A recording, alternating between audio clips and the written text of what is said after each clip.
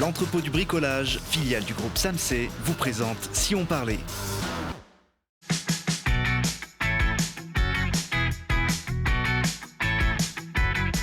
Salut à tous et bienvenue au cœur du Palais des Sports de Grenoble, au cœur de la 21e édition des rencontres ciné-montagne. Alors c'est ici que tous les passionnés de grand air, de montagne et de cinéma se donnent rendez-vous. Les rencontres ciné-montagne sont un événement incontournable et Télé Grenoble est sur le coup pour vous faire vivre l'événement de l'intérieur. Alors pendant une vingtaine de minutes, nous allons vous présenter ceux qui vous font rêver jusqu'au 9 novembre.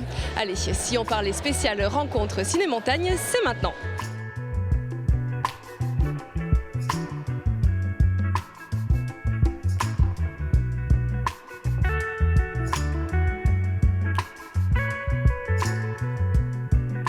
Tout à l'heure, nous rejoindrons le skieur de Pentraide Paul Bonhomme et nous rencontrerons aussi Antoine Girard et Damien Lacaze, parapentistes, alpinistes, tous venus pour une soirée sur les itinéraires engagés. Mais avant, je vous propose de revenir sur la nouveauté de ce mercredi, une après-midi ouverte aux familles, gratuite pour les grands et pour les petits à partir de 4 ans. Au programme de nombreux ateliers pour découvrir la montagne tout simplement, un reportage de Lina Badreddine.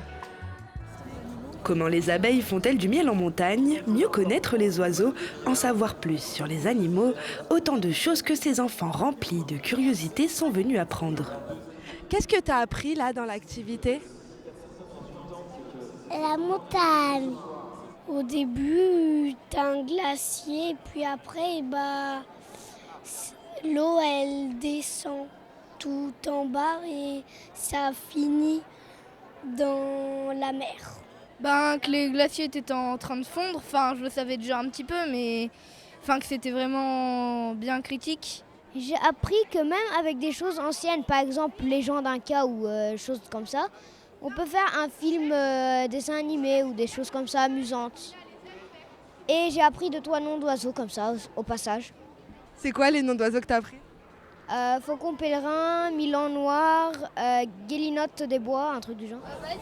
L'idée pour les familles est de passer un moment ludique devant un film d'animation et d'autres, plus pédagogiques, aux différents stands. La montagne subit le dérèglement climatique bien plus intensément que le reste du monde, car elle se réchauffe 2 fois plus vite. Tous les familles qui sont là sont des Grenoblois, des Grenobloises issus de l'agglomération. Ils connaissent la montagne, ils la voient autour d'eux. Et il était important que les enfants puissent en savoir plus sur le milieu montagnard, sur les oiseaux, sur la faune, sur la flore, sur le cycle de l'eau, mais aussi sur les questions de comment on protège cette nature. Voilà, donc c'était un peu l'idée de cet après-midi. Je savais qu'il y avait des activités pour les enfants qui faisaient découvrir un petit peu le monde de la nature, de la montagne, sachant qu'on fait un petit peu de montagne aussi en famille. Pour moi, c'était important qu'ils aient une vision aussi de personnes un peu plus expérimentées, un peu plus professionnelles. Pour ces ateliers, 300 personnes ont passé les portes du Palais des Sports à la rencontre des paysages qui les entourent. Quand on parle d'itinéraire engagé, on pense forcément à Paul Bonhomme, skieur de Pentraide, très raide, guide de haute montagne, alpiniste et surtout sprinter des cimes. Paul Bonhomme mange du dénivelé toute l'année, souvent seul, et il n'a pas froid aux yeux. Bonjour Paul Bonhomme. Bonjour. Alors vous, la verticalité, ça ne vous fait pas peur du tout. Vous faites du ski de Pentraide et aussi du solo, c'est sans corde, sans assurage, c'est ça ? Ouais, c'est à peu près ça, même si je prends toujours une corde au cas où, ouais, c'est ça. Alors c'est une pratique qui est engagée. Oui, c'est engagé parce qu'il ne faut pas tomber, tout simplement. Donc voilà, la seule assurance, c'est notre capacité à faire ce qu'on est en train de faire. Vous dites que finalement, quand on se lance dans le solo, il faut surtout beaucoup d'expérience. Ouais. Moi, ça fait 25 ans que je vais en montagne, ça fait à peu près 25 ans que j'y vais pas mal seul, assez souvent seul. Et donc voilà, ça fait pas mal d'années d'expérience en fait. Puis je suis guide de haute montagne à côté, donc voilà. Bon, qu'est-ce qui vous plaît finalement dans le solo ? Moi, c'est vraiment une relation privilégiée avec la montagne. Maintenant, c'est vrai que je fais pas du solo par choix réellement, quoi. Je fais pas du solo pour faire du solo. Je fais du solo parce que j'ai une idée en tête, que j'ai pas forcément les copains que je veux avec moi disponibles tout le temps, donc j'y vais tout seul parce que j'ai envie d'y aller. Du coup, c'est vraiment une relation forte que vous avez avec la montagne à ce moment-là. Ouais, c'est très privilégié et il y a soi-même, on s'occupe de soi-même et de la montagne, c'est tout. Voilà. Alors vous pouvez faire 8 sommets de 4000 mètres en seulement une journée. Alors comment on se prépare physiquement et moralement ? Là, c'est une grosse préparation parce que moi c'est souvent, j'ai des projets en tête. Là, les 8 sommets de 4000 que j'ai fait, c'était un plan B parce que je voulais faire autre chose au départ. Donc j'étais prêt pour faire autre chose. Je m'étais entraîné tout l'été en marge de mon travail de guide, c'est-à-dire que j'amène les clients en refuge et puis après je vais faire du dénivelé en plus. Donc j'étais prêt physiquement, techniquement aussi, et du coup je me suis dit tiens, pourquoi je ne vais pas faire ça ? Et j'ai essayé et puis ça a fonctionné, donc c'était cool. Ouais. Vous faites, j'imagine, beaucoup d'entraînement. Vous faites de la slackline aussi ? Ouais, alors ça, j'en ai fait beaucoup à une période. Ça m'a vachement aidé pour la pente raide. Et ça m'aide aussi quand je suis sur les arêtes et qu'il va falloir que j'avance un peu rapidement pour avoir pas mal d'équilibre. Donc je fais slackline. Ce que j'aime dire aussi, c'est que j'ai fait pas mal de cordes à sauter aussi. Voilà. Des choses que je peux faire qui donnent pas mal de pêche et puis d'équilibre. Voilà. Alors le solo, c'est un peu votre passe-temps quand il fait beau. L'hiver, c'est plutôt le ski de pente raide, alors très raide. Est-ce que ce sont des sports finalement qui se ressemblent ? Oui, parce qu'en fait, en pente raide, on est en solo aussi. Vivian Bruchet, il le dit assez souvent. C'est vrai qu'en pente raide, même si on est à plusieurs dans la pente, les virages qu'on fait, on est tout seul, on n'est pas encore des... Donc ça se ressemble pas mal. C'est le même engagement. Et puis après, c'est un peu les mêmes choix au niveau est-ce que j'y vais, est-ce que j'y vais pas, qu'est-ce que je peux faire si j'ai pas envie, est-ce que je peux faire demi-tour ou est-ce que je peux faire demi-tour. C'est toutes ces dimensions-là qu'on prend en compte dans les deux cas. Deux sports que vous aimez, deux sports qui sont à risque ? Oui, c'est des sports à risque. Maintenant, c'est pas forcément plus à risque qu'autre chose, parce qu'on y est préparé. Donc voilà, moi, j'estime pas prendre de risques. Maintenant, quand on le voit, oui, on se dit, ce mec est fou. Ça, c'est normal. Mais il faut se dire que, voilà, comme dans tout sport, un peu, comme quand on voit ceux qui font du speed riding, voilà, c'est des gens qui se préparent énormément avant de le faire. Et nous, c'est pareil, quoi. Alors, est-ce que vous avez justement un conseil à donner aux personnes qui vous regardent et qui aimeraient aussi faire comme vous ? Déjà, il faut prendre du temps. Il faut prendre le temps parce que moi, j'ai attaqué en faisant de la rando comme tout le monde. Et puis petit à petit, je suis monté plus haut. J'ai fait pas mal d'années de compète d'escalade. J'ai fait pas mal de ski avant. Donc voilà, c'est énormément d'années, énormément de temps passé en montagne.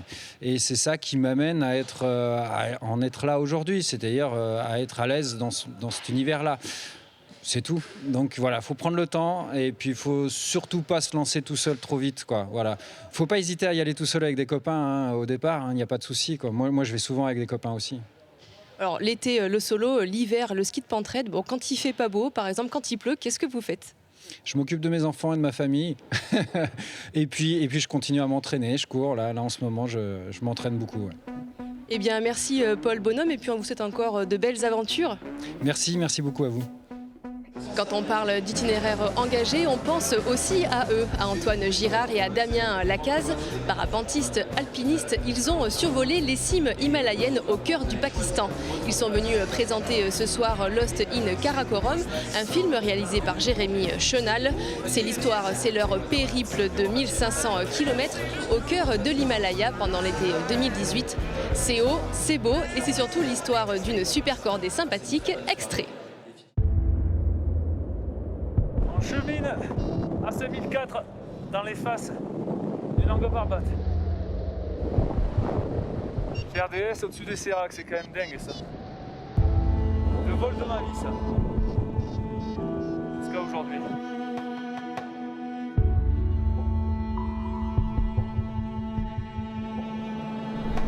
Waouh! Faut pas qu'il y ait un Sérac qui tombe là.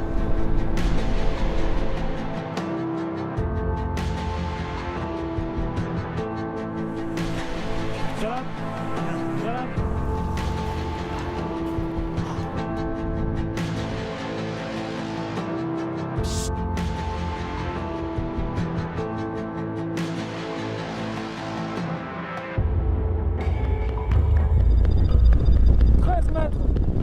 J'ai jamais vu ça.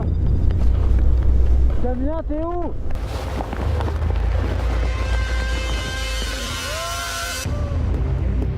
Attention aux crevasses, hein. Ultime rempart entre Damien et moi. Je suis fatigué, moi j'ai tout donné. Ouais, ça serait bien qu'on trouve un créneau pour descendre quand même là.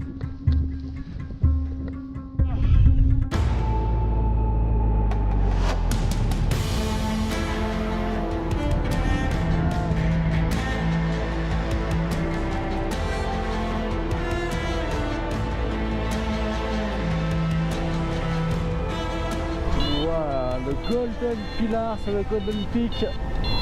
C'est magnifique.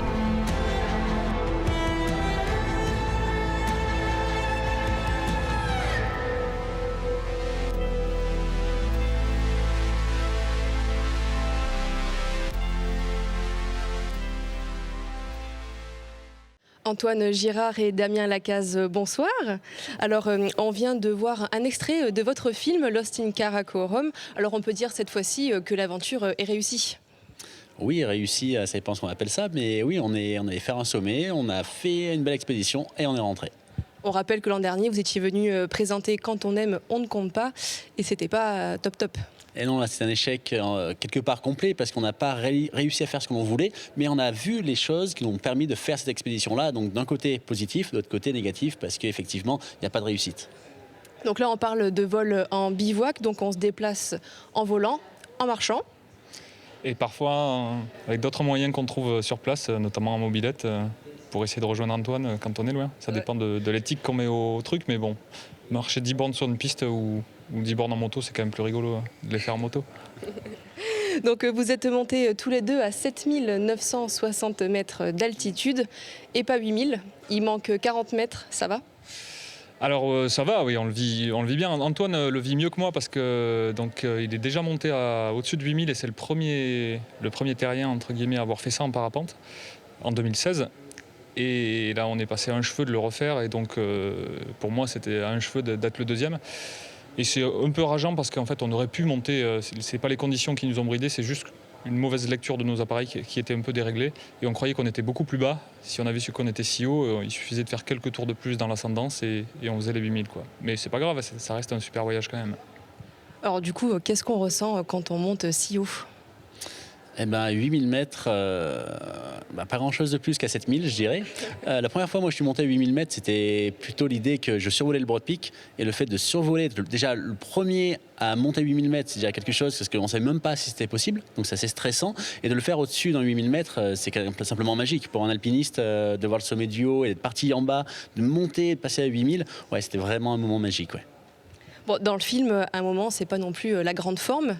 Vous n'êtes pas très bien moralement, physiquement. Donc, selon vous, vous avez un petit peu tous les signes d'un œdème cérébral. Oui, effectivement, ça se passe mal. On est à haute altitude. Moi, je déclenche un œdème. On est bloqué par le mauvais temps. En fait, on avait prévu de partir au bout de 2 jours, donc on avait pris un peu de nourriture. Et en fait, à la fin du premier jour, presque au second, le œdème se déclenche. Et moi, je suis bloqué dans une tente. Je peux plus ni monter ni descendre. Et notre seul échappatoire possible, c'est d'arriver à décoller en parapente et s'extraire de la montagne grâce au parapente. Et évidemment, le mauvais temps est là. On est obligé d'attendre quasiment une journée où on ne sait plus trop comment ça va se finir. Et oui, on a été en doute pendant un moment, mais au final, c'est bien passé. Mais ouais, c'était un peu limite. Ouais. Et c'était un problème finalement d'acclimatation ? Exactement, parce qu'en fait, on est parti sur un schéma d'acclimatation classique, c'est-à-dire monter haut. On était déjà monté quasiment à 8000 mètres, à 7500 mètres, quasiment les 10 premiers jours, on est monté régulièrement. Et on a dormi même jusqu'à 6200 mètres avant de partir sur ce projet-là. Mais on l'a fait, toute cette acclimatation au niveau statique. C'est-à-dire dans les parapentes où on a dormi, on était statique, on n'a jamais réellement marché longtemps à altitude. Et quand on arrivait à 6500, quasiment 7000 mètres sur le Spantic, on était en actif. Et là, évidemment, le corps réagit différemment. Et en fait, on n'est pas acclimaté à l'effort. Et c'est ça qui a déclenché l'œdème. Donc dans le film, quand même, on peut rappeler que vous volez dans des endroits où personne n'a volé jusqu'à présent. Alors qu'est-ce qu'on ressent ? Personne, on ne sait pas en fait. Enfin, il y a quelques endroits, c'est sûr, où on était peut-être les premiers, mais ce qui est sûr, c'est qu'il y a peut-être une dizaine ou une quinzaine de personnes qui ont dû aller voler dans ces contrées-là. Et ce qui est génial, c'est qu'on a un peu l'impression d'être les alpinistes du début du siècle, tu vois, un peu des pionniers à essayer d'ouvrir des voies nouvelles. Là, c'est pas des voies, c'est des cheminements aériens, mais c'est la même chose. Et ce qui motive ça, c'est le fait qu'on sait qu'on est isolé, qu'on ne peut pas compter sur des secours ou sur quoi que ce soit. Et c'est très valorisant de savoir que rien que grâce à nos capacités d'analyse, de pilotage et tout, on arrive à traverser des massifs comme ça, sans se faire mal, en exploitant au mieux les conditions du jour et en traversant des paysages incroyables. Alors le film Lost in Karakorum a été primé à la Coupe Icare. Il a reçu notamment l'Icare d'or. Alors est-ce que vous pensez qu'il va recevoir le prix du public ici aux rencontres ? Alors là, c'est aucune idée parce que la Coupe Icare, c'est un festival de vol libre. Donc les gens sont fans un peu de tout ce qui vole. Et là, c'est quand même beaucoup plus difficile parce que c'est des gens qui sont un peu novices là-dedans et on leur montre des choses un petit peu techniques qui leur parlent un petit peu plus avec la montagne. Mais voilà, on espère nous que le film plaise, oui, on verra. Bon, en tout cas, est-ce que vous avez d'autres projets ensemble qui sont prévus ?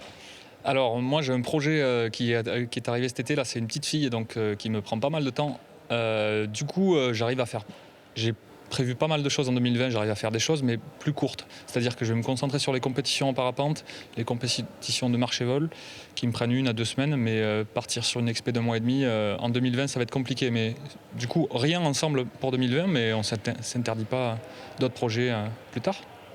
Et Antoine ? Eh bien, plein de projets. Alors, le premier va être de partir en Éthiopie, traverser le pays là, sur 1200 km en vol bivouac en Afrique, donc en Éthiopie tout le mois de février. Et après, en juin, j'aimerais repartir au Pakistan, mais pour un projet un petit peu particulier qui est assez innovateur, mais on va attendre pour en parler plus. Bon on va vous suivre alors avec attention. Merci à vous deux et puis encore de belles aventures en perspective. Il y a le cinéma, mais aussi la littérature. Les rencontres ciné-montagne sont aussi l'occasion d'aller à la rencontre d'écrivains, d'auteurs qui viennent présenter leur ouvrage. Et c'est le cas de Bernard Germain, guide de haute montagne, cinéaste et écrivain. Il est là avec Dico Vertigo, le dictionnaire de la montagne au cinéma, paru aux éditions Guérin. Alors bonjour Bernard Germain. Bonjour. Alors vous venez présenter Dico Vertigo, le dictionnaire de la montagne au cinéma. Donc c'est un condensé de 500 films que vous avez commenté, illustré avec des photos. Oui, c'est non seulement un condensé, mais c'est un traitement film par film. Donc il y a à peu près 500 films que j'ai visionnés, revisionnés à différentes reprises. Et puis j'ai apporté un point de vue un peu critique. Voilà, alors il y a des choses qui m'ont beaucoup plu, il y en a d'autres qui me plaisent moins. Mais au total, je pense que quand même 95% des films sont des films que positivement j'ai aimés. Alors moi je me demande pourquoi est-ce que vous avez voulu écrire cet ouvrage ? Tout simplement parce que je suis guide de haute montagne et réalisateur. Donc j'ai été amené à faire beaucoup de films de montagne, à en regarder beaucoup, à fréquenter les festivals pratiquement depuis 30 ans, les festivals de films de montagne. Donc j'ai eu un très très fort désir d'essayer de retrouver tout ce qui m'avait un peu construit, tout ce qui m'avait ému, et puis de redécouvrir des jeunes réalisateurs aussi, et de les mettre en même temps que les très grands réalisateurs. Donc on va trouver des jeunes grenoblois qui ont fait des films, par exemple, sur l'insertion par la montagne, et puis on va trouver Hitchcock, Kubrick, tous les grands. Alors, Dico Vertigo, c'est 100 ans de cinéma de montagne, donc avec de nombreuses réalisations, comme vous le disiez, donc légères, un peu plus importantes, des fictions, des documentaires. Bon, finalement, tout ça, ça vous a pris combien de temps à visionner ? J'ai visionné tout ça, effectivement, et souvent revisionné. Bon, à peu près, je pense que j'ai dû passer à peu près 1000 heures de visionnement, environ 1000, je crois. Bon, 100 ans de cinéma de montagne, qu'est-ce que vous retenez finalement de cette évolution ? Cette évolution, ce qui m'a frappé, si vous voulez, c'est que dès les origines du cinéma de montagne, il y avait beaucoup de créativité. Dès les origines, il y avait cette volonté d'emmener du matériel en haute altitude, de prendre souvent des risques, de ne pas vouloir les effets spéciaux, mais au contraire d'essayer de filmer en direct. Bon, les grands cinéastes, je sais pas, par exemple Marcel Ichac avec Les Étoiles de Midi, bon, il n'y a pas de doute, c'est pas du pipeau. René Vernadet, quand il filme Gaston Rebuffa aussi dans la face est du Capucin, ou quand il va filmer dans la Directe américaine, vraiment, il a le matériel avec lui, et à l'époque du matériel assez lourd, hein, on n'était pas avec des GoPro. Est-ce qu'on peut dire finalement que la montagne, c'est un beau cadre pour faire des films ? C'est presque un cadre idéal parce que ça a une forte charge symbolique. Donc dès qu'on met de la montagne dans un film, on va automatiquement avoir quelque chose de fort. Alors c'est pas seulement parce que c'est un décor, mais c'est aussi parce que on sent une force d'harmonie, voire une force de danger. Évidemment, ça peut être des avalanches, ça peut être simplement le vide, le vertigo, c'est pour ça que je l'ai appelé le Dico Vertigo, mais ça aura toujours une charge très très forte. Bon, finalement, dans tout ça, 500 films, est-ce que vous avez, vous, un film fétiche ? Un film fétiche, je dirais, je n'ai pas un film fétiche, mais il y en a un qui m'a beaucoup marqué quand j'étais adolescent, en fait. C'est un film qui s'appelle Le troisième homme sur la montagne, qui est un peu oublié aujourd'hui, qui a été fait par Ken Hankin, dont l'assistant réalisateur était Gaston Rébuffat, l'un des cadreurs René Vernadet avec Georges Terraz. Et cette histoire de la première ascension du Cervin romancée, c'est quelque chose qui peut-être a déterminé ma carrière de guide. Alors j'ai un petit faible pour le troisième homme sur la montagne que j'avais envie d'être. Merci Bernard Germain. Et puis on rappelle que votre livre de Dico Vertigo de 436 pages est à 39,50 €. Oui, avec 3000 références et 300 photos de tournage et affiches de films. Merci à vous. C'est moi qui vous remercie. Après avoir fêté leurs 20 ans en 2018 et battu leur record d'affluence avec près de 23 000 spectateurs, les rencontres ciné-montagne reviennent et la jauge augmente. 400 places supplémentaires par soirée pour atteindre une capacité maximale de 3 900 spectateurs par soir. C'est l'événement le plus important du genre en Europe et nous sommes allés à votre rencontre. Et ce qui me plaît dans cet événement, c'est qu'il y a plusieurs sports outdoor en montagne et que du coup on peut voir ce qui se passe à la fois chez nous et à l'extérieur et ça nous donne des idées en fait de voyage et d'activités en dehors de la France aussi, c'est sympa. Moi je viens pour voir des belles images de montagne et puis aussi parce que bon moi je faisais de la montagne mais maintenant j'en fais plus mais bon en voir d'autres en faire ça je vis avec ça quoi. Ce soir, ce qui m'a intéressé, c'est qu'on peut voir des sportifs, des réalisateurs qui montrent en gros leur travail de l'année et donc ça permet de voir un peu l'actualité montagnarde, entre guillemets. Ça fait plusieurs années que je viens, peut-être la première fois il y a 6 ans quand c'était encore au summum et ce qui m'intéresse c'est la beauté des films et la diversité de ce qu'on peut voir, qu'on ne connaît pas forcément et qu'on ne peut pas voir aux écrans de télévision classique. J'aime bien quand c'est des personnes qui font les activités et qui après font leur tournage pour nous montrer ce qu'ils ont pu vivre d'assez exceptionnel. Merci à tous de nous avoir suivis. Si on parlait spécial rencontre ciné-montagne revient demain, même lieu, même heure pour de nouvelles aventures. Salut!